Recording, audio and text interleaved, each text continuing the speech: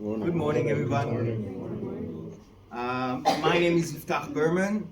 I'm a geopolitical expert specializing in terrorist organizations. Most of my research is dedicated to researching Hizballah, Hamas, and other Islamist militias and terror organizations, and their connection to state actors. What I would like to deal with you today is we have about an hour and 15 in our disposal. I would love to get as many questions from you as possible and try to get them answered. But I realize that most of you know a lot of different things, but you don't know the same things. So firstly, I'm going to start from not so short, unfortunately, review of the history, because the history of a conflict is very long, and then to bring us up to speed on current events as well, talking about the events of October 7 and everything that transpired after that, and then to open up to your questions. Okay, I'm starting from framing our conversation. And I'm framing it to about 100 years. You can argue that this conflict is actually potentially longer or shorter. You would both be right, but I'm starting our conversation in 1917 specifically because I believe that in 1917 it's a clean slate. We can start our conversation here because it's a position in 1917 where there are no nation states in the Middle East for the most part. Okay? If we could at least at the very bottom of the agreement, of the very basic of things, agree that this is at the base of things a territorial dispute and a national dispute and an ethnic dispute, then in 1917, when the Ottoman Empire falls apart, the only sovereignty in this region in 1917, when it falls apart, nobody has any land ownership internationally recognized as a state. No nation states in the Middle East at that point. So that would be the place to start from.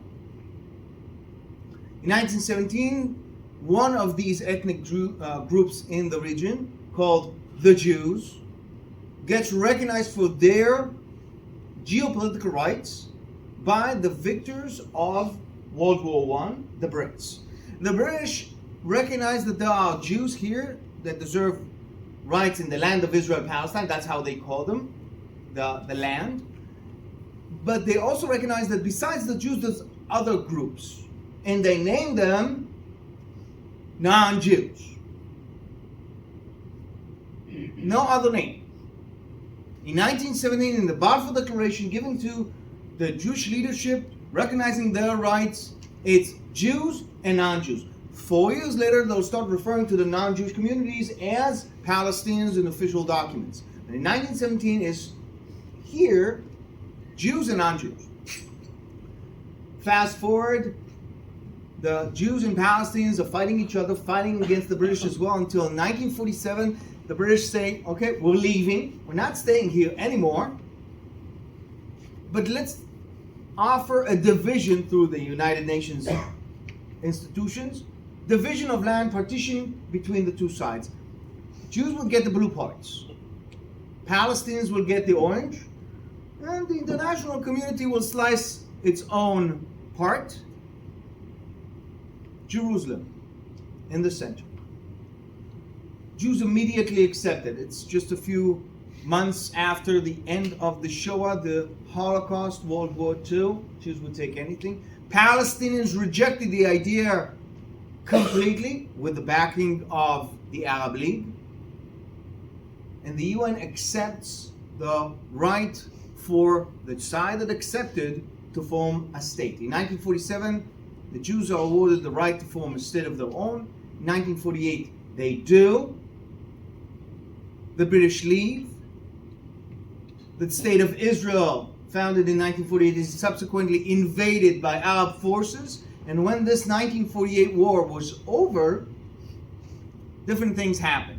Firstly, the ceasefire lines became the borders of the state of Israel and also the surrounding countries. The war got a name. The land got a name. The war got the Israeli name, the War of Independence. The land got an Israeli name, the State of Israel. For the Arab world, this war was called the catastrophe, al-Nakba, or the First Palestine War. And the land got a name, Occupied Palestine. So today, when you hear that term, Occupied Palestine, it doesn't refer just to the West Bank or the Gaza Strip over here. It refers to all of this blue area. All of it. Everything that became the State of Israel in 1948 became, in the Arab narrative, Occupied Palestine. So we see this conflict, it's not merely ethnic, national, territorial, it's also a conflict about terminology, how do you call things, and, importantly, narratives. What really happened? What story do I tell? How do I shape history? Eventually, this conflict will also become religious. Multifaceted conflict, the Arab-Israeli conflict. Fast forward 19 years, we see in 1967, once again, the State of Israel is threatened by Arab forces coming from all around it. This time, the Israelis changed strategies. Instead of waiting to be invaded, they launch a preemptive strike at the advancing forces on their side of the border, allowing themselves, in a very short war, 6 days only, strategic depth. How does strategic depth look like? This. In 6 days, Israel's territory almost quadruples. Almost. But this allows the Israelis to see the enemy coming from a distance before the invasion, before having to wage war inside Israeli communities. So this is a security measure for the State of Israel. But in 1967, the Israeli state also said, we're willing to negotiate, to exchange. 67, the Arab world insists on maintaining the war against Israel, and so the Israelis figure that either this would work as a security measure or a different security measure called peace. They're willing to exchange territories for peace. The Arab world said, what you took from us by force, we shall take back only by force. And in 1973, it's the same type of scenario. The War of October or the Yom Kippur War, we see both Egypt and Syria invade Israel in an intelligence fiasco that would echo 50 years and a day later again. Israel is invaded. After the first 3 victorious days of the Arab side, Israel is able to change the shape of the war and go on the offensive. Eventually, the end of the October War, the Yom Kippur War, it pretty much stays the same, the borders. However, it starts a conversation between Egypt and Israel, which ends in 1979, the first Arab-Israeli peace agreement. Again, the equation is peace for territories. All of Sinai goes back to the Egyptians, twice the size of the State of Israel. Except the Egyptians insisted that Israel keeps the Gaza Strip. In those years, in the 1970s, the Arab League says regular war is not working against Israel, and they start supporting Palestinian liberation organizations, PLO, led by the Yasser Arafat leadership. That leadership takes those militias into South Lebanon to wage war against the Israelis.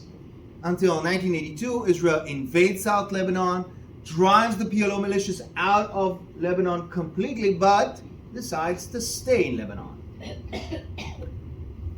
In that process, a new militia is formed, not Palestinian, Shiite Lebanese, sponsored by Iran and Syria, and they're called Party of God, Hizballah. So now you know their orientation from merely understanding their name. Hizballah was very successful at what they were doing, and eventually it took them 18 years, but they managed to drive the Israelis out of Lebanon completely. In the meantime, you know what? Let's come back to this for a second.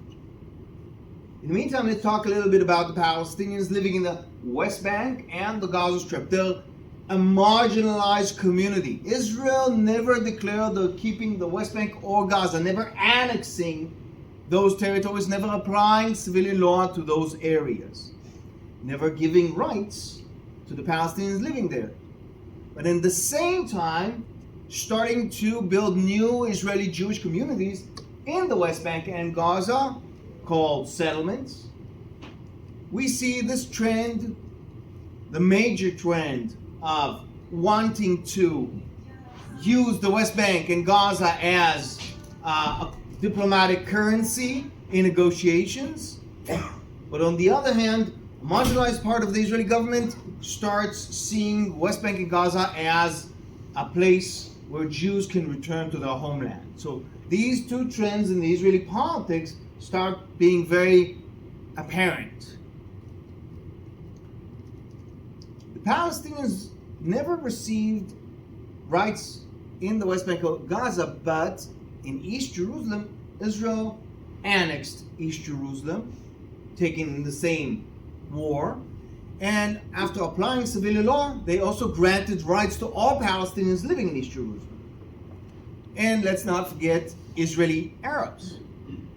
Arabs of the State of Israel that became citizens starting from 1948 were presiding within the Israeli territory. They came from the same communities, same families like Palestinians. In 1987, there's a very big difference between the Palestinians and Israeli Arabs. And Palestinians in 1987, a marginalized community with no rights, uprised for the very first time against the Israelis in a very bloody uprising on both sides. It's over 6 years later when the Israelis recognize the same PLO they fought in Lebanon, Yasser Arafat, as a partner in a peace process. The Oslo Accords signed in 1993 between the Palestinians and the Israelis are about two things. Where do people live? Where do the Palestinians live in the West Bank? That's the yellow and brown areas. And in the Gaza Strip, that's the yellow areas. And on the other hand, there was already a settlement movement. Where do Israeli Jews live? In the West Bank, that's the blue areas. And in the Gaza Strip, the blue areas. So first thing they did with the Oslo Accords was to outline where everybody lives. Second thing they decided on, agreed in the Oslo Accords, let the Palestinians govern the Palestinians. For that they created the Palestinian Authority. And let the Israelis govern the Israelis. What about the rest of it?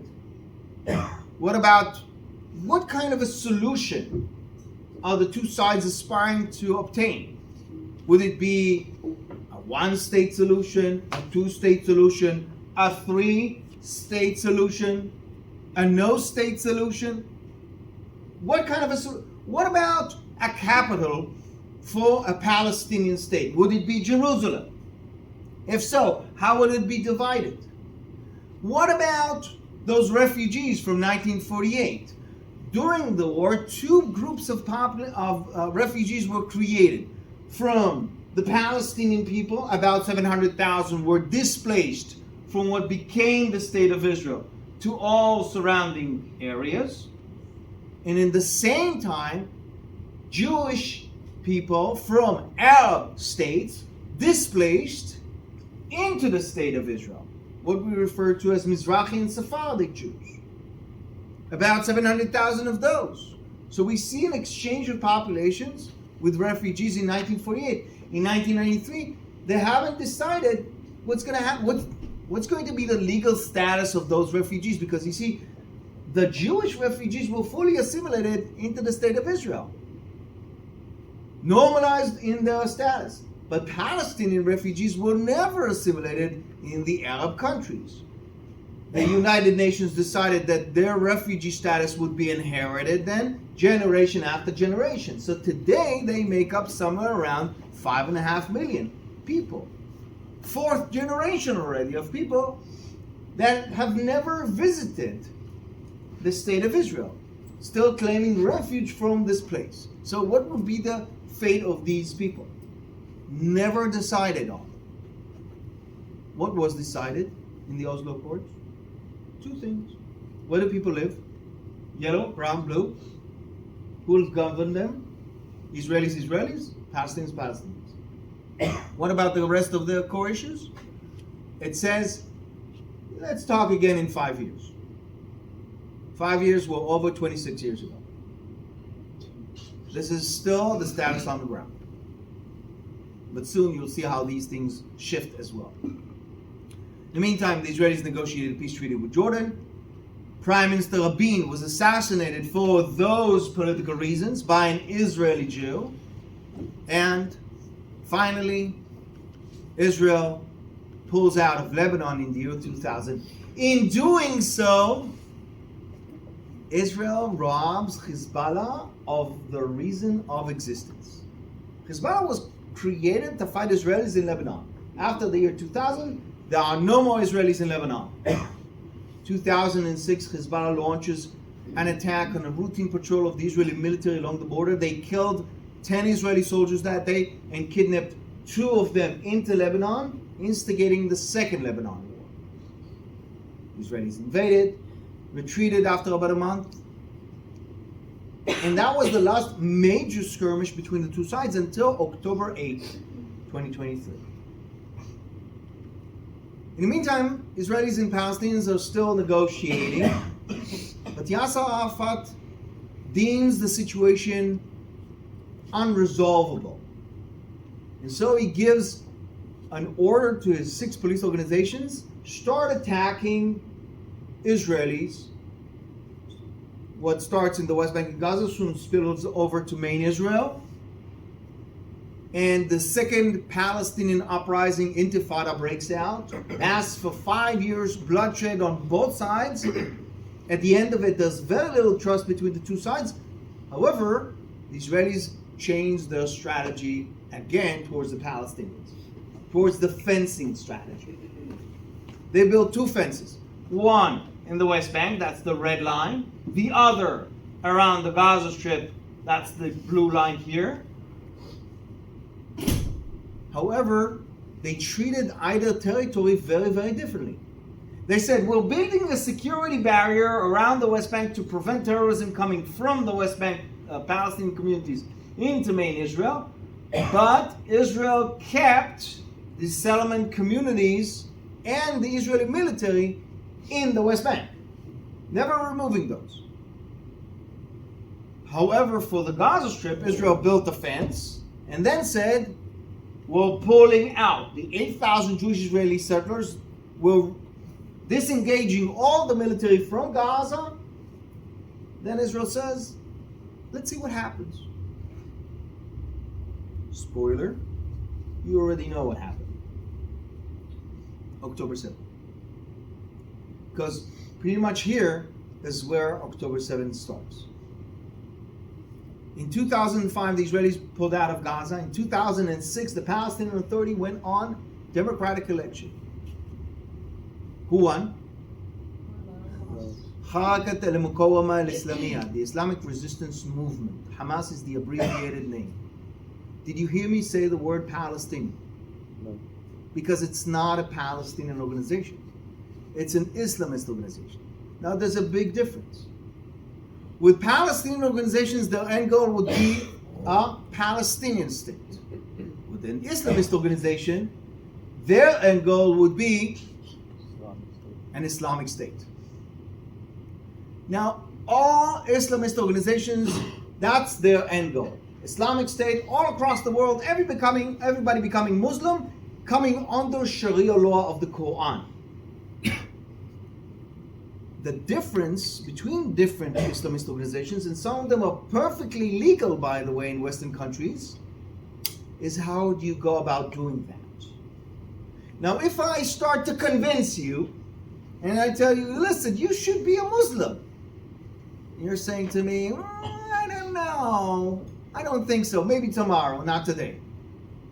And I haven't done anything more. I just tried to persuade you. I did da'wah, persuasion, preaching. I kept it in jihad al-lisan, the effort of the tongue. Then that's legal. What makes it illegal? Why is Al-Qaeda an Islamist illegal organization? Because they're saying, once I tried to persuade you and I failed, I can kill you. And that's frowned upon in most Western countries. However,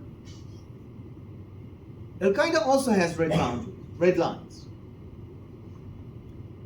They're not willing to kill massively Muslim people, for instance. Who doesn't have those red lines? ISIS. The Islamic State of Iraq and al-Sham, ISIS, was willing to execute Muslim people that were not willing to promote political Islam. After winning the Palestinian election in 2006, the PLO refused to hand over, to accept the election results. In 2007, Hamas declared a military coup against its own people, against the Palestinians in the Gaza Strip, and started killing Palestinian Muslims in the hundreds because they refused to promote political Islam with Hamas's agenda. And after taking over Gaza Strip, after killing Palestinian Muslims, after doing all that, they started indoctrinating, re-educating Palestinian people, and the millions, there's 2 million people today in Gaza Strip, Palestinians, that went through 17 years of the worst theological re-education you could conceive, under the ideology that you need to kill anyone and everyone in order to promote political Islam in the world. That anything and everything is permissible in order to promote Ummat al-Islamiyah, the Islamic nation all across the globe. That's the heinous ideology, murderous ideology of Hamas, that the 2 million Palestinians of Gaza Strip have been indoctrinated, brainwashed with for the last 17 years. And that's through every walk of life, every echelon, every meeting point between a governing body and a citizen. If it's elementary school, high school, university, if it's workplaces and mosques, kids programming on TV, adult programming, everywhere and anywhere you have that idea that you need to kill everyone and anyone in order to help Hamas take over the world and make everybody Muslim. 17 years of that, then October 7 happens. October 7 doesn't start on October 6. It starts after a 17 years process. In the meantime, we also see that the conflict doesn't stop. It continues, but it introduces a new actor. And that's incitement on social media and the internet. We're seeing a new phenomenon and into the violence. Up until that point, for the most part, violence was organized under the organizations. But in the last 2 decades, we're seeing unorganized, unsanctioned, individual violence, terrorism that is performed by lone wolf attackers that are incited by types of messaging they're seeing on their phones, on their computers. And this type of incitement reaches everywhere. And this is, again, a parallel process to what's happening in Gaza Strip. But there's a silver lining to the last 2 decades. That's the coming apart of the macro conflict, the Arab-Israeli conflict. At the end of Trump's first administration, we're seeing the signing of the Abraham Accords.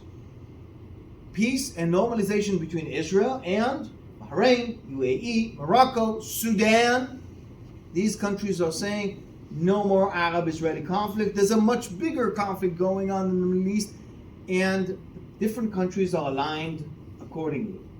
That is the Sunni-Shiite conflict, Iran representing the Shiite side, while Saudi Arabia representing the leadership of the Sunni side. And the different countries of the Middle East are starting to align accordingly. That covers most of our history part. Let's talk a little bit about October 7 events. As I mentioned before, October 7 starts already back in 2007. But over the years, Hamas has been practicing. Hamas has constructed a plan of invasion. The plan talks about how to perform this type of an invasion. To go into Israel through the explosion of the barrier between the two sides, to invade Israel from land, sea, and air, to go into Israeli communities, dozens of them, with a large force of thousands of combatants from Hamas that do the invasion, to do it on a festive day on the Israeli side, a day where most of the Israeli military will be away off duty because of that holiday. To do it with an invasion not just to Israeli outposts, but Israeli communities.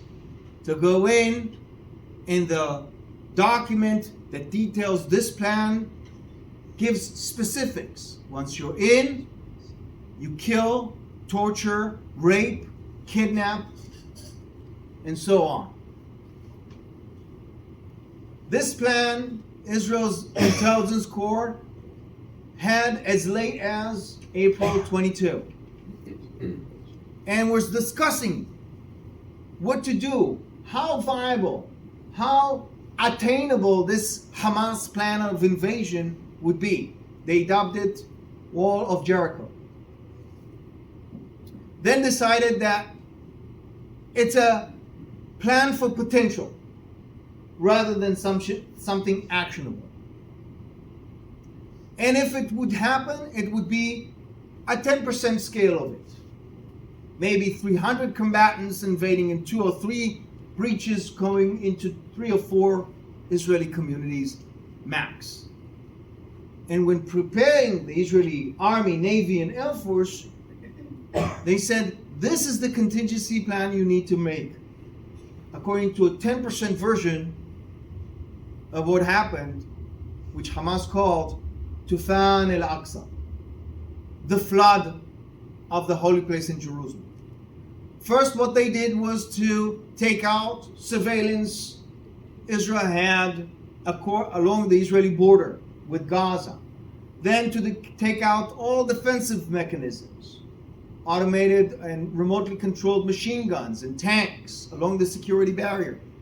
Then they, with a barrage of thousands of rockets on Israel, they started the invasion. The invasion was from the air, using motorized paragliders, parachuting into communities. From sea, using motorized boats and scuba divers. From land, with bulldozers that destroyed the barrier between the two sides and explosions. And then 150 pickup trucks loaded with terrorists carrying machine guns, RPG rockets, all with one objective: to come into Israeli communities, Israeli military outposts, Israeli kibbutz and moshav. And once there, the orders were kill anyone you meet. But if you have time, then torture and kill. But if you have time, then rape, torture, kill. If you have time, dismember, decapitate, and eventually kidnap into the Gaza Strip. These orders that the operatives were walking with inside the Israeli communities also had a similar page next to them with religious justification given to them for all the atrocities they committed, giving them a godly decree to do all the heinous crimes performed on October 7 massacre. The first wave to come into Israel, about 1,000 elite Nukhba Hamas forces. The second wave, 2,000 to 3,000 Hamas infantry forces did the second wave invasion. They never expected the third wave. Thousands of Palestinian Gazan civilians that saw the atrocities of October 7 streamed live through the phones of the victims and the Hamas members on social media, and decided on their own voluntary will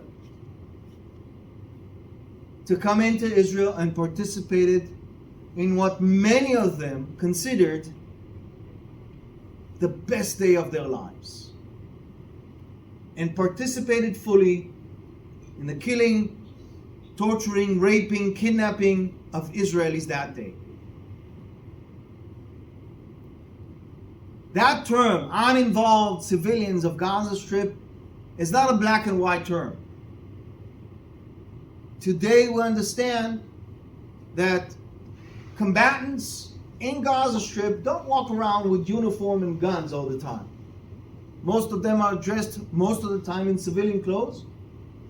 And you don't know if the civilian in a fighting age in front of you participated in the October 7 events or aided Hamas afterwards.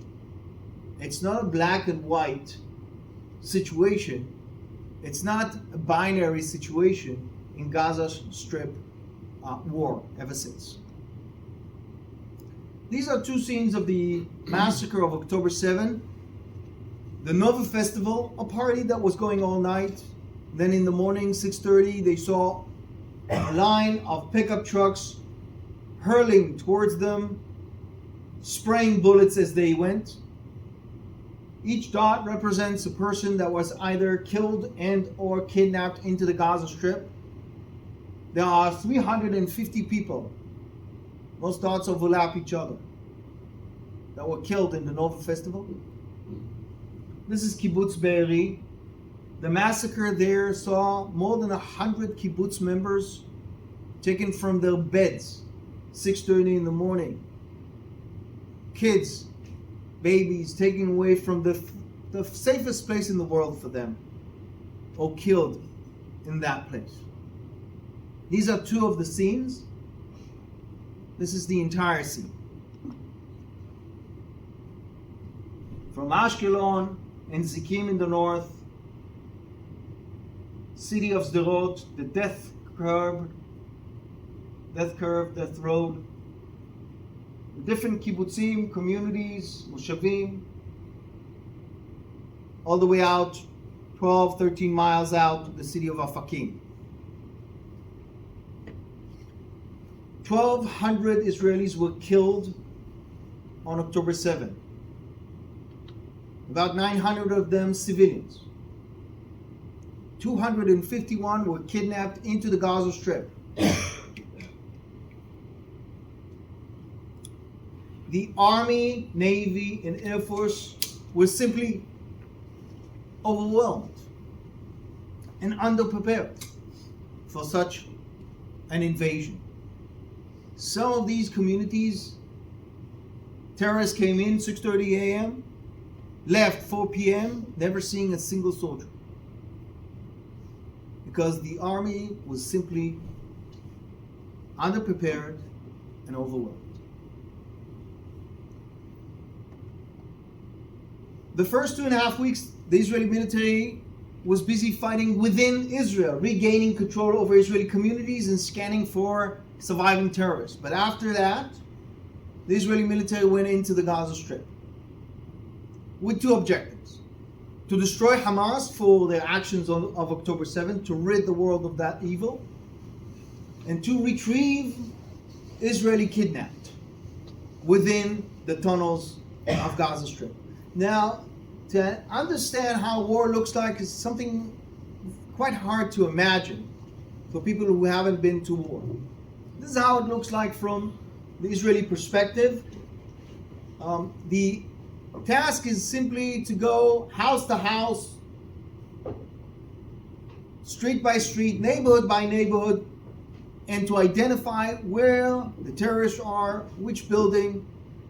Today, mostly they use drones to come in and scan the building, to scan the apartment beforehand, before coming in to kill the terrorists. Mostly, this careful action is done because of the tunnel system. These shafts start from people's bedrooms, clinics, schools, UN facilities, but they lead down to networks of hundreds of miles of tunnels. Inside these tunnels, the leadership of Hamas, the tunnels themselves are strategic infrastructure, and the combative capabilities of Hamas are there as well. But also the kidnapped Israelis are held in the tunnels. And that's why it's important to go down into those tunnels for the IDF and to scan each and every house for the Hamas operatives and Islamic Jihad, the second largest military organization in Gaza. This job is done through a lot of drone warfare, UAVs, airplanes, but also mostly infantry soldiers, combat engineering, tanks that slowly and gradually, in a very taxing operation, do the work. This random scan of a building in a combat zone that the troops saw a fighting edge man going into the building. This scan identifies the man sitting on the chair.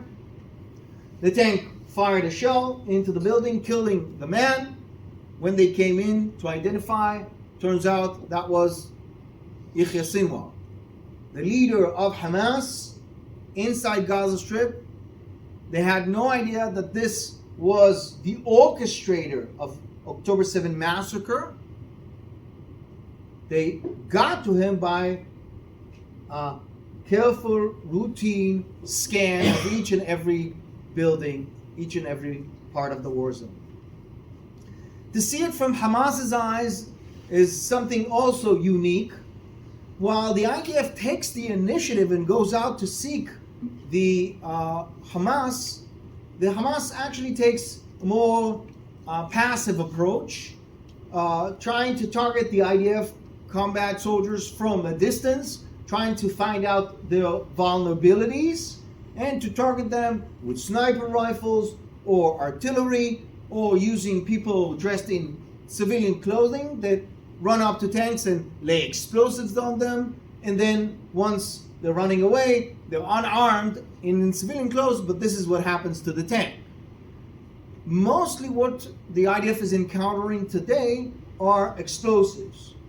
A lot of these roads inside Gaza Strip, Hamas had been excavating and laying explosives underneath the roads or on roadsides, laying explosives camouflaged with debris or garbage, and waiting in a ruined house next door for the vehicle to drive next to the bomb and flipping the switch, and the bomb explodes.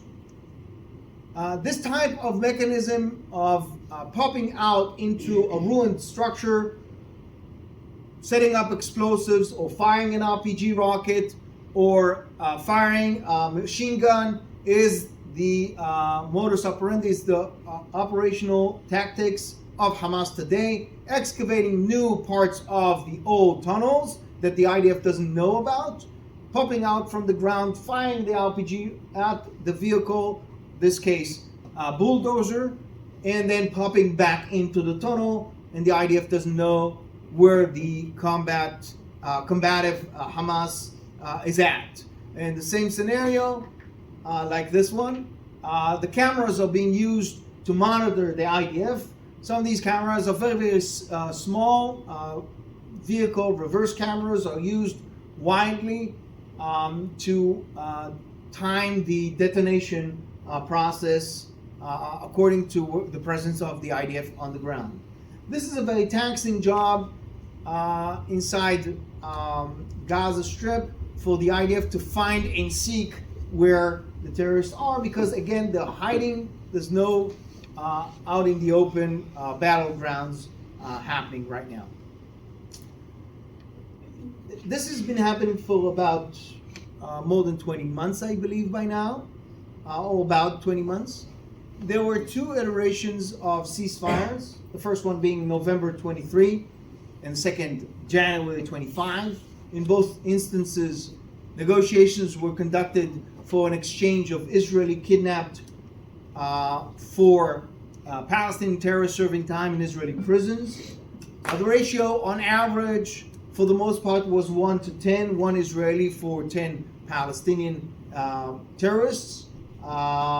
And these negotiations and some military operations as well, as we saw just the other week, last week, military operation led to the bringing back of a Thai worker body from the area of Khan Yunis. We understand that from 251 Israeli kidnapped, we're now at 55 kidnapped people, Israelis, inside Gaza Strip. As many as 22 of them are still alive inside these tunnels inside the Gaza Strip. Now, the way forward for this, as if you ask the Israeli military, it's very simple. Military operations could go so far, then you need diplomatic measures, state measures to lead to the bringing back of the Israeli kidnapped, but military measures would lead to the destruction of Hamas. Along the same path, since October 8th, we've seen other elements of the Middle East waking up, and we've seen Hizballah wake up on October 7th to discover that Hamas had jumped the gun. This was a plan that was in the making by Iran, the Islamic Revolutionary regime of the Islamic Republic of Iran. And they had different moving parts to the invasion of Israel, seeing it as an island that would be drowned by Islamic waves washing over it from different sides. However, Hamas decided not to wait for the other participants to go ahead and do the actions. It decided that October 7 was an important date. It saw Saudi Arabia committing to rapprochement with Israel. It saw the Israeli society torn with different internal disputes and conflicts, and decided this was the best time to do this. But Hezbollah was unprepared when Hamas did it, and so decided on October 7 not to invade Israel, but instead started launching everything you just saw from the distance: UAVs, drones, ballistic missiles, heavyweight missiles, and so on, but not committing to a ground invasion. In the same way, also Israel did not commit to this type of an invasion. Israel also launched many missiles, targeted attacks on different teams, destroying infrastructure of Hezbollah, killing military officers of Hezbollah inside Lebanon, but not doing a ground incursion. This is all good and true until September 17. On September 17, Israel decided the Gaza front was more under control and decided to divert attention to the northern front with Lebanon.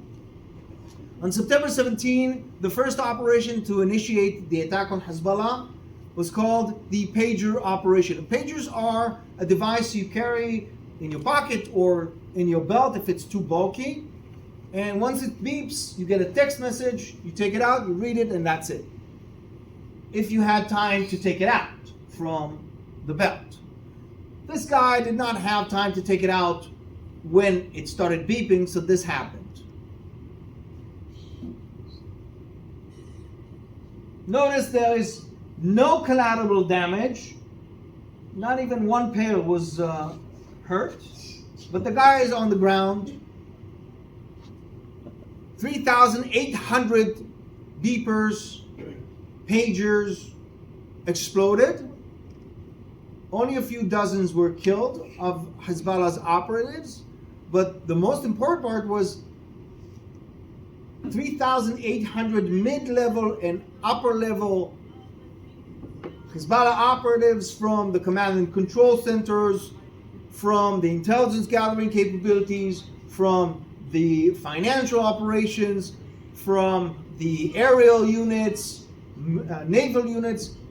These mid-level, high-level ranking operatives were injured in their hands and eyes, because as soon as they took it out, the message read, press both buttons to decrypt the message. They pressed both buttons and it exploded, taking out their hands and eyesight, not killing them, but making them no longer operationally capable, having them become a heavy toll on Hezbollah's medical system, and very importantly, becoming a living, walking evidence, a psychological scare of the Israeli Mossad's ability to penetrate Hezbollah's organization.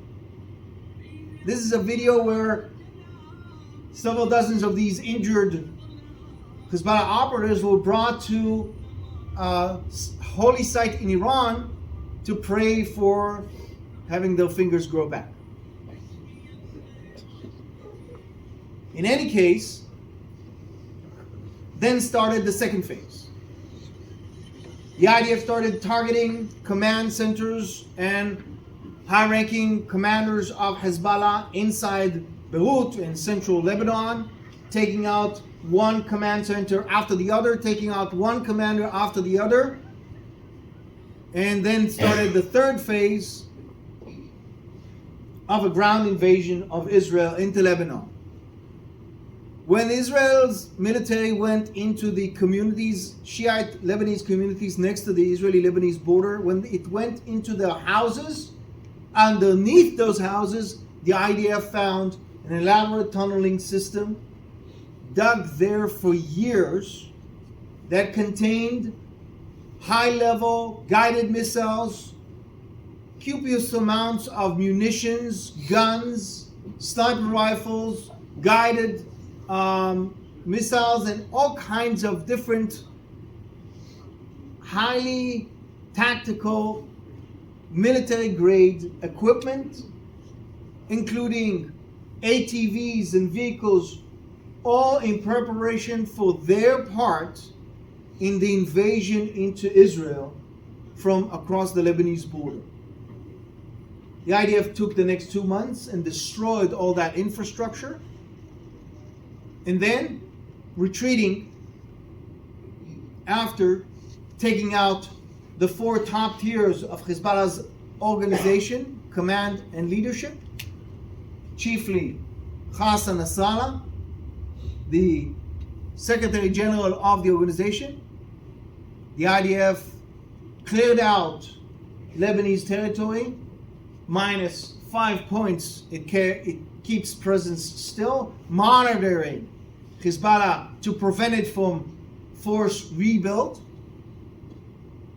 and enabling, for the first time in more than 40 years, the state of Lebanon itself to function.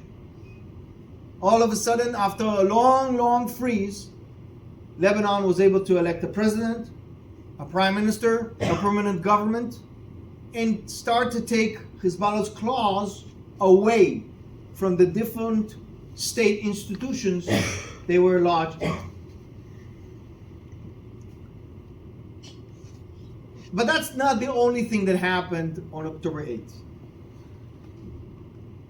The Houthis, a Shiite rogue organization that doesn't even share a border with Israel, decided to start sending ballistic rockets and missiles against Israel and UAVs.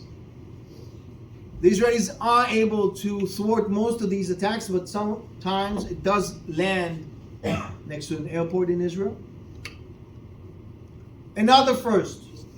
After decades of a proxy warfare between Iran and Israel, on April 14, 24, Iran launched the first frontal attack against Israel. More than 350 projectiles, and then again on October 1st, 24, were launched against Israel. Ballistic missiles, heavyweight rockets, UAVs, all targeting Israeli communities. Another first was a regional Arab-Israeli NATO-like missile defense alliance came out to thwart this Iranian attack. Qatar, Bahrain, Saudi Arabia, Jordan, Israel, United States, Britain all took part in defending Israeli skies against that attack. And potentially this is a part of the future of the Abraham Accords. If we're coming back to the idea that countries are aligned against those fault lines of the Shiite-Sunni conflict, then this is definitely part of that alliance against Iranian hostility in the region. And finally, also, the Assad regime fell to an Islamist jihadist organization overthrow, and a man that we used to call Julani, now we call Ashara, is now the president of the state of Syria, the Republic of Syria. Well, what's the future of Syria? Will this jihadist Islamist, now in a business suit, decide that he actually wants peace with the world? He wants peace with Israel. He shook the hand of the most powerful person in the world, President Trump, and said, we want peace with our neighbors. So should we believe this man in the suit, or should we remember this is an Islamist with an aspiration of Ummat al-Islamiyah, Islamic nation all across the world? These are all viable questions that we need to, especially after October 7, be vigilant and alert to the possibilities.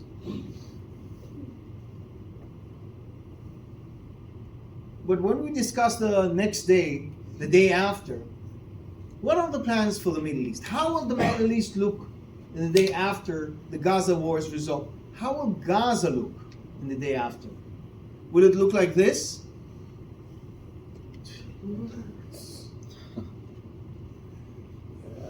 Trump's idea of Gaza of the day after is high-risers in Gaza City, beautiful beaches. And by the way, if you look at the Egyptian plan for reconstruction of the Gaza Strip, it's not that much different. The question is, two moving parts here. How do they fit into this plan? One, Palestinians. We know that up to recently, the American State Department was negotiating or conversing or planning the voluntary relocation, permanent relocation of 1 million Palestinians to Libya.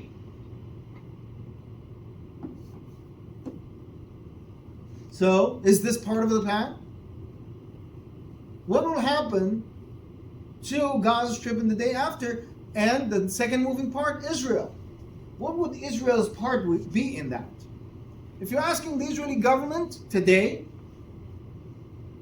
well, if you're asking the Israeli military, as far as Gaza is concerned, those two objectives: to destroy Hamas, to retrieve the kidnapped. If you're asking the American administration, this is pretty much the way to go. Creating a successful, beautiful area for people who are willing to live in peace. But if you're asking the Israeli government, there's not a clear strategy for the day after at this point. Because some parts of the Israeli government are saying we need military control over Gaza for Israel's security. But as far as civilian concerns, humanitarian, rehabilitation, de-radicalization of 2 million people, providing food and shelter and reconstruction of Gaza, all these civilian matters should be dealt by US, EU, Bahraini, Emirati, Saudi, and Palestinian elements for the day after of Gaza. That's parts of the Israeli government that say that. A different part of the same Israeli government say no. Israel's military will control Gaza's security for Israel's security, but also Israel will take care of all civilian elements in the day after of Gaza, and even construct new Jewish Israeli communities, settlements, inside the Gaza Strip. Land grabs so they'll know not to do it again. So which is it? Israel's political echelon is not talking in a singular voice, and so we do not identify a clear strategy long-term, a clear policy of the Israeli government in this matter. However, one thing is for sure. One thing is certain. The lessons learned from October 7 have to echo and resonate for decades, because a much decreased, much toned down, a lesser lesson was not learned 50 years and a day before October 7 from the invasion of the Yom Kippur War. The powers to be need to be sure that this type of scenario cannot happen again for any of the liberal democratic elements of the Middle East that want to live in peace. Questions? Concerns? Let's everybody stretch for a second. Waking up.